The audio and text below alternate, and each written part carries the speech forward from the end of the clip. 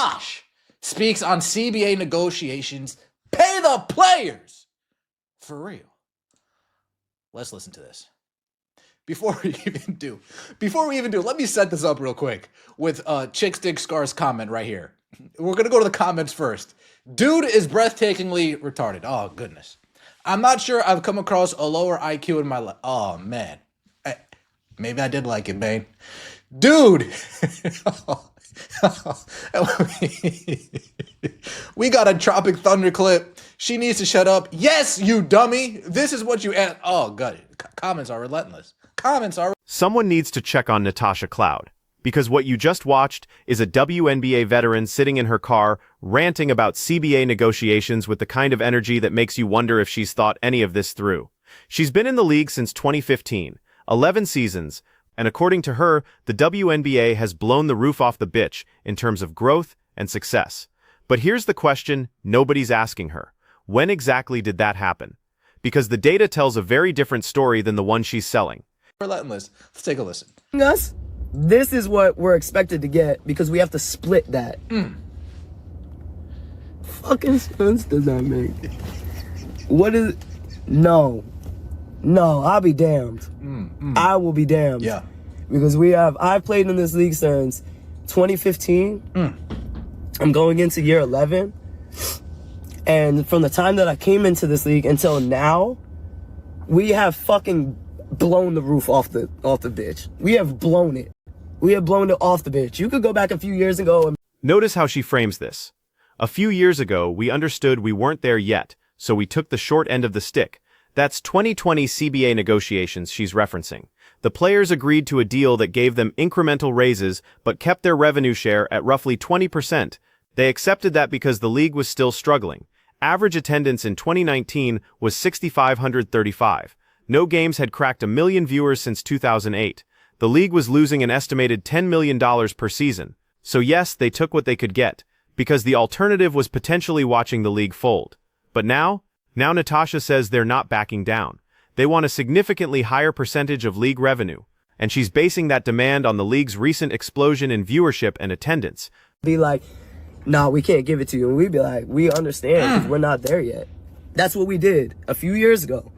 We're not there yet. So we're going to take the fucking short end of the stick. But when we get there, we're not taking the short end of the stick. We're not doing it again. So, yeah. We're going to get into these CBA talks, but we not backing down. We not backing down. We not taking no fucking percentage that... Y'all would be disgusted if you heard the percentage that they wanted. We don't care. We don't care. We don't care. And if I didn't sign the NDA, y'all know I'll fucking tell you. She can't even say the number they're asking for because of the NDA, but you can hear the frustration. She's making hand gestures showing they want this much instead of this much of the revenue split. The problem is, she's acting like this growth happened because of her generation of players, because of the work she and her peers put in over the last decade. And that's where this entire argument falls apart. Let's talk about what actually changed from 2015, when Natasha entered the league, until 2023. The WNBA didn't have a single regular season or playoff game reach 1 million viewers. Not one. The 2023 WNBA Finals averaged 728,000 viewers. Attendance numbers were stagnant or declining for most of that period. In 2015, average attendance was 7,318. By 2017, it had dropped to 6,721. It continued sliding until bottoming out at 6,535 in 2019. Just pull up this video. Just show them the first few minutes of that clip. That's all you got to do. Pull up this video, and if I had to close my eyes right before I was proven correct, right? If I had to close my eyes before entering this space, be like, a WNBA player. Let me think.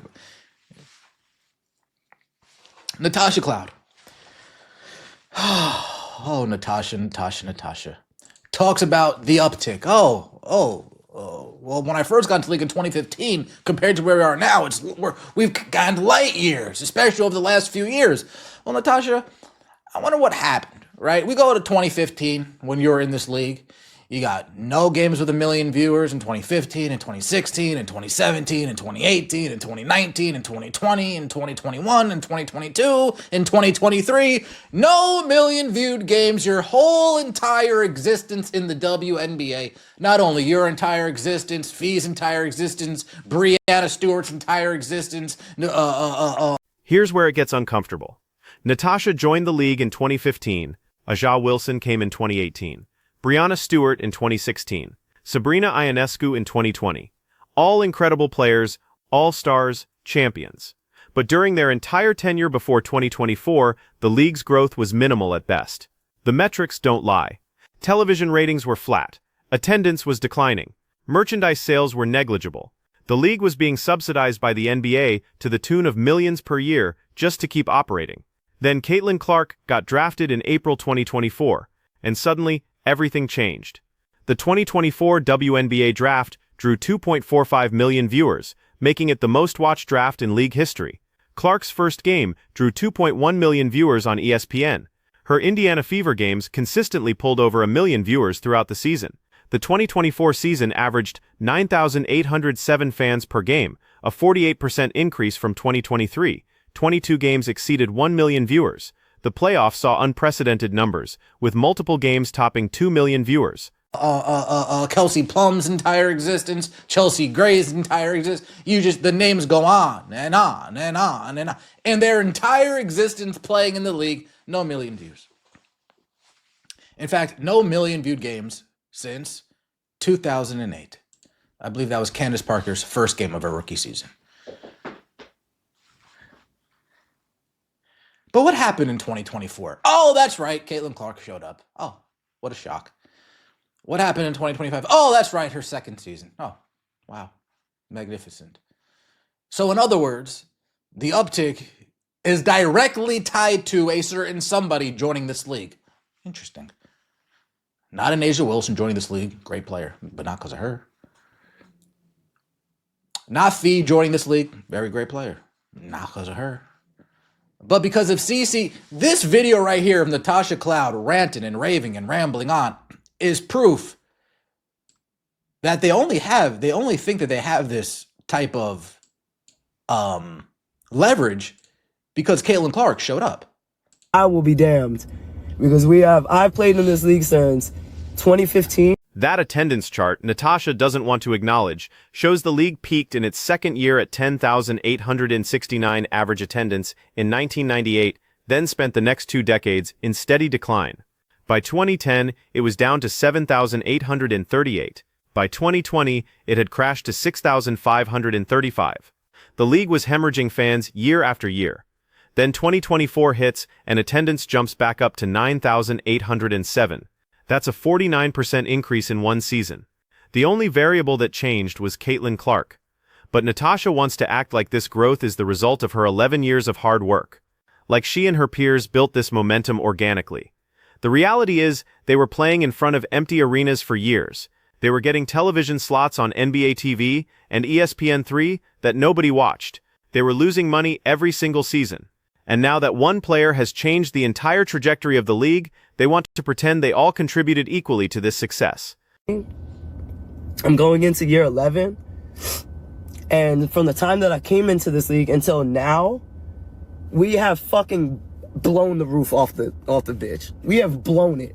We have blown it off the bitch. You could go back a few years ago and be like, nah, we can't give it to you. And we'd be like, Yeah, a few years before Caitlin Clark, you guys didn't have a leg to stand on. You still really don't have a leg to stand on. It's sad. But let's continue on, shall we, with some numbers. Attendance numbers for the WNBA. Sorry you can't see my wonderful face. I apologize. You go to the average regular season attendance. Go to year 2 in the league, 10,000 average. Year 3 in the league, 10,000 average. Year 4, 9,000. Year 5, 9,000. Year 6, 9,000. And then the clear fall off a cliff happens. Let's be specific about the numbers. In 2023, before Caitlin Clark entered the league, the WNBA had 0 games reach 1 million viewers during the regular season. The most watched game of the year was a Liberty Aces matchup that drew 579,000 viewers. The finals averaged 728,000. Those are respectable numbers for a niche sports league, But they're not the kind of numbers that justify players demanding NBA-level revenue splits. Compare that to 2024, Clark's debut game, 2.1 million viewers. Her matchup against Angel Reese in June, 2.3 million viewers. Fever vs. Liberty in July, 1.3 million viewers. The playoff game between Connecticut and Indiana, 1.8 million viewers. Game 1 of the finals between New York and Minnesota, 1.4 million viewers. The league went from 0 million viewer games to 22 in a single season. From 2005 all the way down here to 2018, it loses nearly 2,000 average attendance members. 2,000 average attendance members. Then Caitlin Clark comes back, and it jumps from 6,600 all the way back up to 9,807 to where we are now at 10,000 average attendance. So again, I'll say this. Since you joined the league was going nowhere. Right up until Caitlin Clark joined the league was going nowhere. Right up until Caitlin Clark. Natasha says, "We've blown the roof off the bitch," like it's a collective achievement. But the data shows this growth is almost entirely attributable to one player. ESPN reported that Fever games averaged 1.18 million viewers in 2024. Non-Fever games averaged significantly less.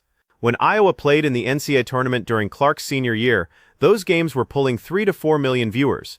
The demand was already there. She brought that audience with her to the WNBA. And here's the thing about leverage in CBA negotiations. You only have it if the league believes they need you more than you need them. Natasha Cloud averaged 4.4 points per game last season. She's a role player on a team that went 13. The league would function perfectly fine without her. But if Caitlin Clark retired tomorrow, the WNBA would lose half its viewership overnight. That's not an exaggeration. That's what the numbers suggest. Junior year, the league was going nowhere. The league was getting ready to close down. But now Caitlin Clark showed up. You guys get some games. You guys get some viewership. You guys get some attendance. You guys get some buzz. You get some excitement, some conversation around the league. And now you think you can start demanding 30% of league revenue.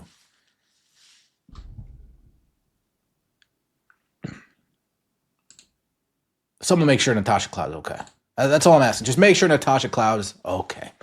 Like the video. Let me know your thoughts in the comment section below. And subscribe to the channel. So when Natasha sits in her car ranting about how players deserve a bigger piece of the revenue pie, she's technically correct that the pie has gotten bigger. But she's completely wrong about why. The league didn't grow because veteran players suddenly got better at marketing themselves. It didn't grow because the product improved dramatically. It grew because a generational talent with an existing fan base entered the league and brought millions of eyeballs with her. The players want to negotiate like they're the NBA, where the league's success is distributed across dozens of stars. But the WNBA's current success is disproportionately tied to one player. And that creates a very awkward negotiating position for veterans who want to be compensated as if they contributed equally to this growth. They didn't. The viewership data, attendance figures, and social media metrics all point to the same conclusion. Caitlin Clark is the reason the WNBA is suddenly viable. Now let's talk about what Natasha isn't saying. She mentions they can't reveal the percentage the league offered because of the NDA, but she wants us to be disgusted by how low it is. The current CBA gives players approximately 20% of revenue, with escalators that can push it higher if certain revenue targets are met. The NBA players get 50%. Natasha specifically says, "We're not even asking close to that," which suggests they're probably asking for somewhere in the 30 to 35% range. Here's why that's complicated. The WNBA has never been profitable as a standalone entity. It's been subsidized by the NBA since its inception in 1997. The league doesn't release detailed financial statements, but estimates suggest it was losing $10 million or more annually before 2024. Even with the massive ratings and attendance boost this past season, it's unclear whether the league turned a profit. Expansion fees from the new Golden State and Toronto franchises will inject capital, but that's one-time revenue, not sustainable year-over-year growth. If the players push for 30% of revenue and the league agrees, that significantly changes the financial model. It means the league needs to maintain these elevated viewership and attendance numbers permanently. And that's where the risk comes in. What happens when Caitlin Clark retires? What happens if she gets injured and misses a season?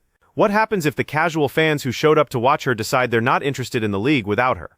The WNBA would be locked into a higher salary structure without the revenue to support it. This is exactly what happened to the WNBA in its early years. The league launched with massive hype, strong attendance, and optimistic projections. Then reality set in. Fans lost interest, attendance dropped, teams folded, the league had to contract and restructure just to survive. The Players Association can't just assume that 2024's success will continue indefinitely.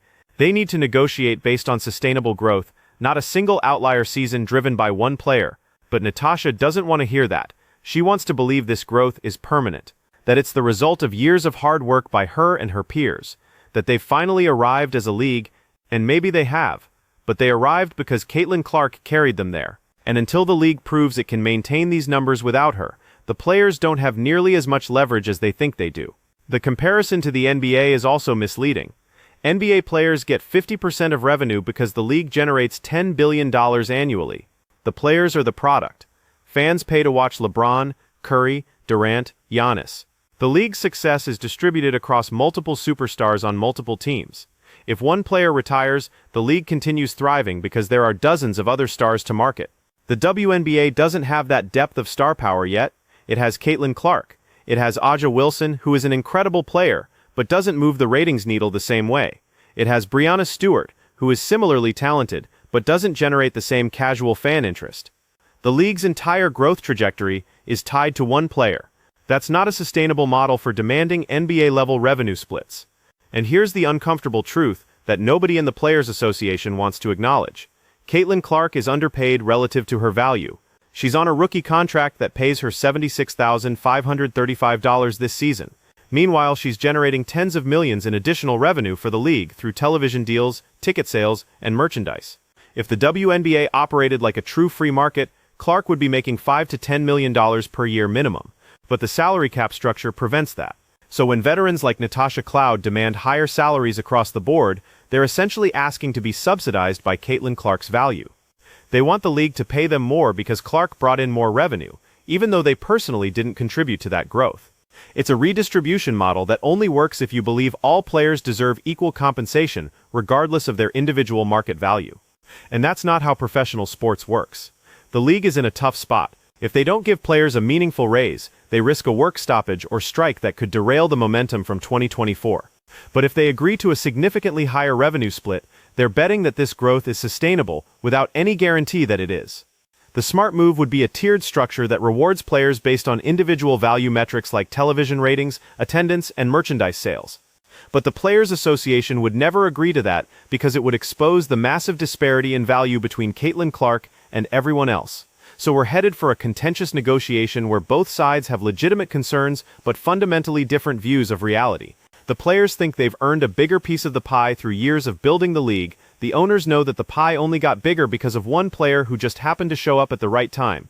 And Natasha Cloud is sitting in her car ranting about percentages and revenue splits, completely oblivious to the fact that her leverage is entirely borrowed from someone else's talent. The CBA expires after the 2025 season. That gives both sides about a year to figure this out. If they can't reach an agreement, the 2026 season could be delayed or canceled. And if that happens, the WNBA risks losing all the momentum it just gained. The casual fans who showed up to watch Caitlin Clark aren't going to wait around through a labor dispute. They'll move on to something else. And the league will be right back where it was in 2023, playing in front of empty arenas and begging for television coverage. So yeah, someone should probably check on Natasha Cloud, because her entire argument is built on a foundation that doesn't exist. The WNBA didn't blow the roof off through collective effort. One player did it almost single-handedly, and until the league proves it can sustain this success without her, the players don't have nearly as much leverage as they think. But good luck explaining that to someone who's sitting in their car, ranting about revenue splits they can't even discuss publicly, acting like 11 years of playing in empty arenas somehow entitles them to NBA money. The league needed Caitlin Clark to survive. The players need to recognize that before they negotiate themselves into another decade of irrelevance, because if they push too hard and the league can't afford the new structure, we'll all be watching them play overseas again while the WNBA folds into a footnote in sports history. And no amount of car rants on TikTok will change that reality.